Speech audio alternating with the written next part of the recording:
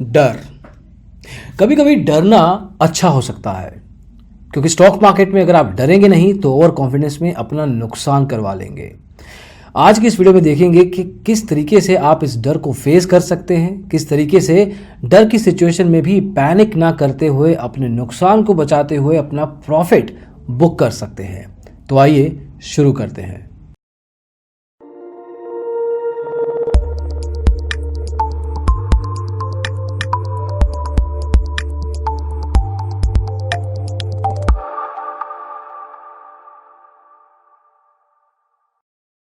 Stock market में नुकसान किसको पसंद है, लेकिन ऐसे सिचुएशन का सामना काफ़ी बार चाहे नए निवेशक हों, चाहे पुराने एक्सपर्ट लेवल के हों, चाहे बिगिनर, करना पड़ सकता है।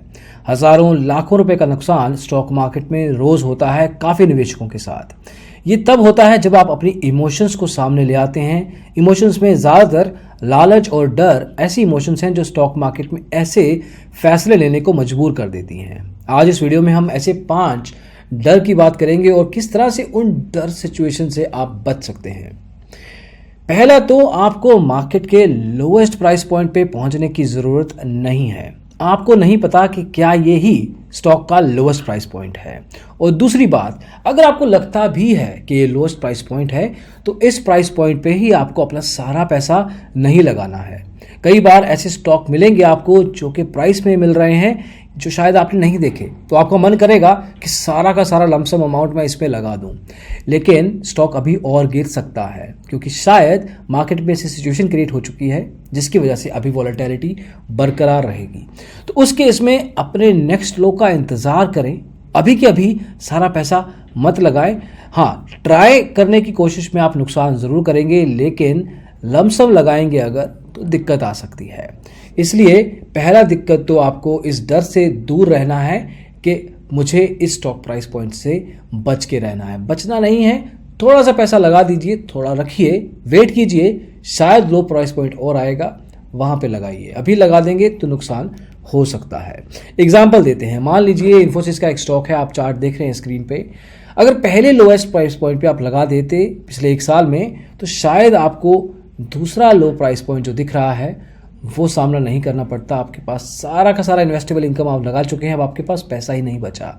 इसलिए इस एग्जाम्पल को ही याद रखिएगा इस कॉन्सेप्ट को समझने के लिए। दूसरा, जल्दी में सारा पैसा निकालिए भी मत। अगर लगाना जल्दी में नहीं है तो निकालना भी जल्दी में नहीं है। काफ़ी सिचुएशंस ऐसी मार्केट में आ सकती हैं जो पूरी की पूरी इंडस्ट्री को, लेट्स से पूरी कंपनी को नुकसान दे सकती हैं। उस केस में आपको लगेगा कि अभी के अभी मैं निकाल लेता हूँ। उसका नुकसान ये है कि जैसे आप पैनिक विथड्रॉल करेंगे इस डर से कि मेरा पैसा डूब जाएगा, उस सिचुएशन में आप 2 चीज़ों का नुकसान करेंगे। एक, पैसे का नुकसान तो है ही, क्योंकि अब ऐसे स्टॉक प्राइस पॉइंट पे आप बेच रहे हैं जिस पे आपने उम्मीद नहीं की थी। दूसरा, आपका जो गोल था, आपका जो ऑब्जेक्टिव था उस इन्वेस्टमेंट का, वो भी आपको दोबारा से शुरू करना पड़ेगा। तो आपका मार्केट का एनालिसिस ज़रूरी है। थोड़ा बहुत विड्रॉल आप कर सकते हैं, लेकिन पैनिक विड्रॉल में सारा का सारा पैसा ना एंटर में डालिए ना एग्जिट में। तीसरा है, क्राउड की बायसिंग से बचिए। दुनिया भर में हर एक के पास ओपिनियन है, चाहे स्टॉक मार्केट की बात करें, क्रिकेट की बात करें, पॉलिटिक्स की बात करें, मूवीज़ की बात करें। ओपिनियन है, एक्सपर्टीज़ नहीं है। एक्सपर्टीज़ लेने के लिए आपको मेहनत करनी पड़ती है। स्टॉक पाठशाला ऐप आपको यही मेहनत करने में हेल्प करती है, जिसकी मदद से आप स्टॉक मार्केट के अलग अलग कॉन्सेप्ट्स को बहुत आसान तरीके से समझ सकते हैं। अब आप जब लोगों की बात ऑन द फेस वैल्यू नहीं लेंगे, अपने पे कॉन्फिडेंस रख के एनालिसिस करके फिर एंटर एंड एग्जिट करेंगे, तब कोई टेंशन नहीं है। तब आप खुद रिस्पॉन्सिबल हैं। आपने एक तरीके से एक झुंड का पार्ट नहीं बने, आपने अपना दिमाग चलाया। इसलिए दूसरों के ओपिनियन पे मत जाइए, अपना एक तरह से एनालिसिस कीजिए और उस पर विश्वास कीजिए। चौथा रीज़न जो आपको ध्यान देता है इस पर्टिकुलर एरियाज में, वो है डाइवर्सिफाई। जितना डाइवर्सिफाई करेंगे, पहले भी वीडियोस बना चुके हैं इस कॉन्सेप्ट पे कि diversification is the best way to go ahead and make wealth creation for yourself. इसका मतलब क्या है?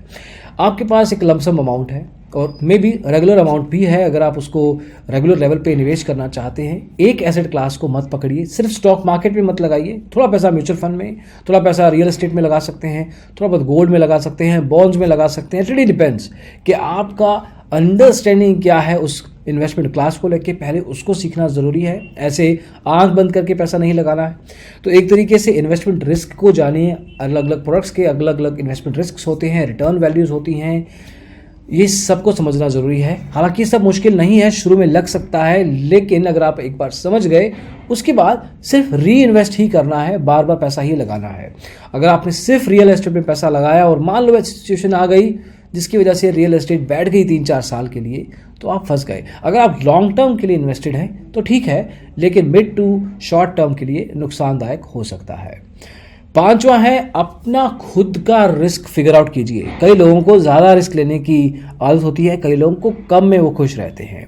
जो शुरुआती निवेशक हैं वो रिस्क ज़्यादा ले सकता है क्योंकि वो शायद अपनी लाइफ के भी बिगिनिंग स्टेज पे है, मतलब शायद पहली जॉब कर रहे हैं या अभी कॉलेज में हैं, तो उस केस में ज़्यादा जिम्मेवारियां या रिस्पॉन्सिबिलिटीज़ नहीं होती।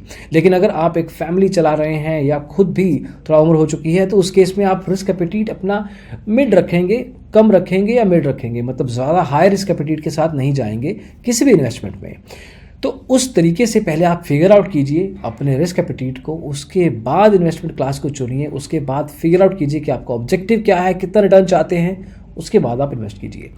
ये कुछ बेसिक बातें हैं, लेकिन जब बात आती है डर की, तो डर में सिचुएशन ऐसी आ जाती है कि लोग अलग अलग तरीके के फैसले ले लेते हैं। एंटर कर जाएंगे मार्केट में, एग्जिट कर जाएंगे बिना सोचे समझे पैसा लगा देंगे इन्वेस्टमेंट क्लास में और फिर पछताएंगे।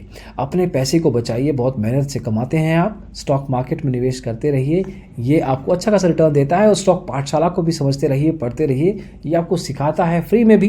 प्रो वर्जन चाहिए आप उसको भी यूज़ कर सकते हैं। तो दोस्तों, 5 डर स्टॉक मार्केट के कैसे फेस करने हैं, इस वीडियो में बस इतना ही। होपफुली इन्फॉर्मेशन आपको अच्छी लगी हो, पसंद आया हो तो लाइक कीजिए, हमेशा की तरह शेयर कर दीजिए, किसी दोस्त के या रिश्तेदार के डर को भी भगा दीजिए और डिजिटल ब्लॉगर को सब्सक्राइब करना बिल्कुल मत भूलिएगा। Thank you so much, bye bye.